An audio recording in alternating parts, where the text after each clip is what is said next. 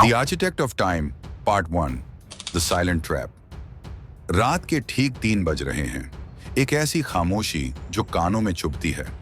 मोहित अपने बिस्तर पर लेटा है, पर उसकी आंखों में नींद का एक कतरा भी नहीं है।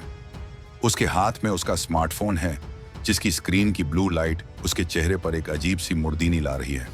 वो पिछले 4 घंटों से रील स्क्रॉल कर रहा है, एक के बाद एक के बाद एक। उसे पता भी नहीं चला कब रात के 11 से सुबह के 3 बज गए। मोहित का दिमाग इस वक्त एक जंग का मैदान बना हुआ है। वो खुद से नफरत कर रहा है।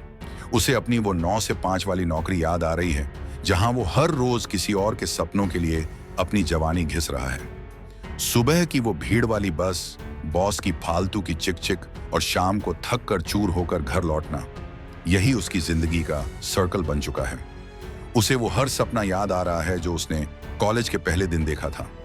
उसे वो वादे याद आ रहे हैं जो उसने अपने माँ बाप से किए थे कि वो एक दिन उनका सर गर्व से ऊंचा करेगा। पर असलियत क्या है? असलियत ये है कि वो एक 10 बाय 12 के कमरे में फंसा हुआ है, जहां की दीवारों पर लगे पोस्टर भी अब उस पर हंस रहे हैं। मोहित ने फोन साइड में रखा और गहरी सांस ली। उसने सोचा, कल से सब बदल जाएगा। कल मैं 5 बजे उठूंगा, कल मैं जिम जाऊंगा, कल मैं उस प्रोजेक्ट पर काम शुरू करूंगा जो पिछले 2 साल से सिर्फ एक आइडिया बनकर रह गया है। पर उसके अंदर की एक आवाज, जो अब बहुत पुरानी और थकी हुई हो चुकी थी, धीरे से बोली, यही बात तूने कल भी कही थी मोहित, और उससे पिछले कल भी। सक्सेस और फेलियर के बीच का फर्क सिर्फ मेहनत नहीं होता, असली फर्क होता है द साइकोलॉजी ऑफ एक्शन। अगले दिन मोहित अपनी उसी उबाऊ, बोरिंग 9 से 5 ऑफिस की शिफ्ट खत्म करके लौट रहा था। बारिश हो रही थी। वो रास्ता भटक गया और एक ऐसी गली में पहुंच गया जहां पहले वो कभी नहीं आया था। वहां एक पुरानी दुकान थी जिसका दरवाजा थोड़ा खुला था। बाहर एक पुराना बोर्ड लटक रहा था जिस पर लिखा था द लास्ट वॉच मेकर। मोहित बिना सोचे अंदर चला गया। अंदर हजारों घड़ी थी, दीवार पर, टेबल पर, यहां तक कि छत से भी लटक रही थी। और हैरत की बात यह थी कि हर एक घड़ी की सुई एक ही रफ्तार से चल रही थी।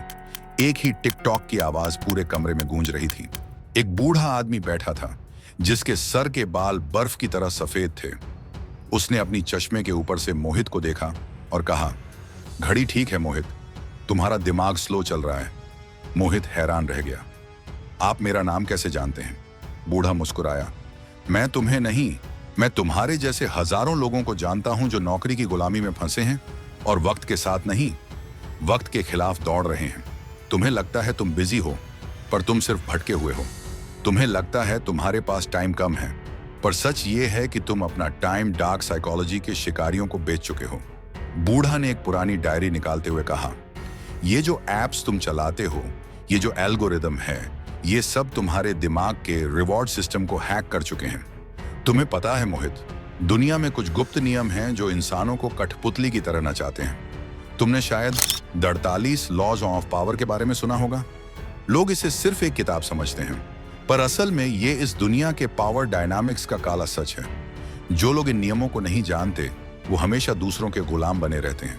बूढ़ा ने मोहित की आंखों में देखते हुए आगे कहा, अगर तुम्हें इस दलदल से निकलना है और खुद को एक शक्तिशाली इंसान बनाना है, तो तुम्हें उन 48 नियमों को समझना ही होगा।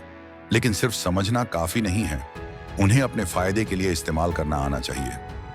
मोहित को ऐसा लगा जैसे किसी ने उसके मुंह पर ठंडा पानी डाल दिया हो। उसने पूछा, तो मैं क्या करूं?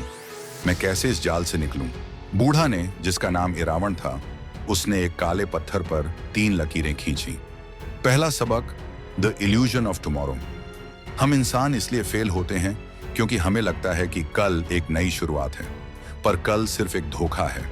जो है वो अभी है। अगर तुमने अभी इस वक्त कुछ नहीं बदला, तो तुम्हारा कल तुम्हारा आज की कार्बन कॉपी होगा।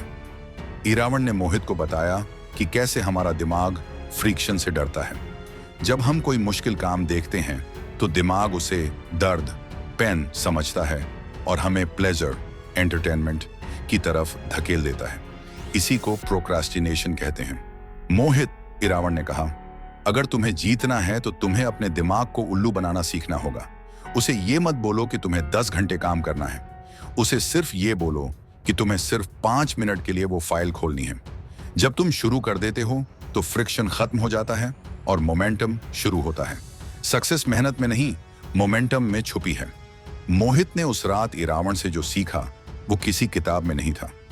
वो वक्त का एक ऐसा नियम था जो सदियों से छुपा हुआ था।